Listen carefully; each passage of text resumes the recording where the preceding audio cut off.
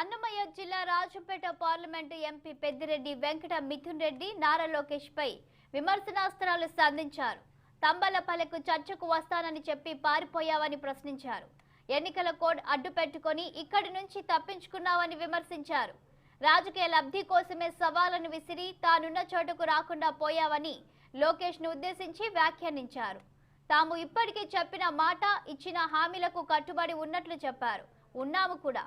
చిత్తూరు జిల్లా తంబలపల్లిలో ప్రశాంత వాతావరణం ఉండాలంటే ఏ ఛానల్లో అయినా తాను చర్చకు సిద్ధమన్నారు. లోకేష్ సిద్ధమా అంటూ సవాల్ విసిరారు పెద్దిరెడ్డి మిథున్ రెడ్డి.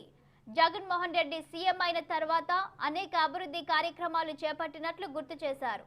జగన్మోహన్ రెడ్డి లాగా మంచి లక్షణాలు అలవర్చుకోవాలంటూ హితవు పలికారు.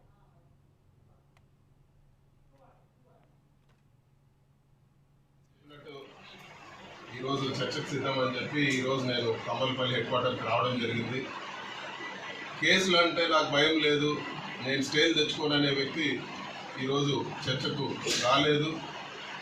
ఇవన్నీ కూడా ఈరోజు చర్చలు ప్రతి చర్చలు ఇవన్నీ కూడా ఈరోజు ఒక రాజకీయ జిమ్మిక్కు, కేవలం దీనికి ఒక పబ్లిసిటీ కోసం నేను ఉండే చోటికి రా ఇవన్నీ మాట్లాడుతున్నాను. నేను ఒకటే అంటున్నాను, ఈరోజు కూడా మేము చెప్పిన మాట పైన కట్టుబడి ఉన్నాము.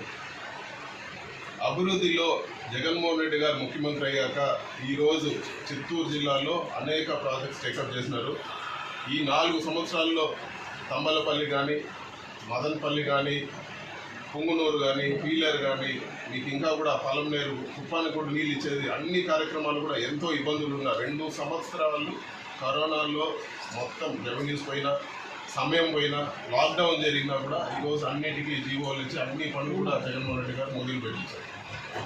ఎప్పుడైనా కానీ అభివృద్ధి పైన ఈరోజు ప్రజలకు చేసిన మేలు పైన, ఈరోజు నిర్మించే ఇల్లుల పైన దేనికైనా సిద్ధం.